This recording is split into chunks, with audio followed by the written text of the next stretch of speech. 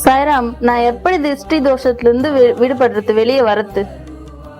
திருஷ்டி தோஷம் என்று சொன்னால், நான் ஏற்கனவே சொன்னது போல தூய மனத்தோட ஓம் சாய்ராம் என்று 10 முறை மட்டும் சொன்னால் கூட போதும். உன்னுடைய உள்ளம் எதையும் தாக்க விடாது, எதையும் தக்க வைத்துக் கொள்ளாது. திருஷ்டி தோஷம் எல்லாம் பறந்து போகும்.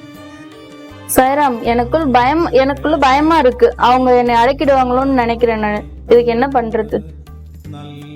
அன்பு பிள்ளையே, பயப்படுகின்ற மனம்தான் தோற்று போகும். தைரியமான மனம் தோல்விகளுக்கு இல்லை, தோல்விகளுக்கு இடம் கொடுக்காது. நீ என் பிள்ளை, உனக்கு தைரியம் இருக்கிறது. அதனால்தான் என்னிடத்துல கேள்வி கேட்கிறாய். நீ வெற்றி பெறுவாய். வாழ்க. என் வாழ்க்கையில நல்லது நடக்குமா சாய்ராம்? நீ என்னை முழுமையாக நம்பினால் நான் உன்னை ஒரு துளியும் துன்பத்திற்கு ஆளாக மாட்டேன்.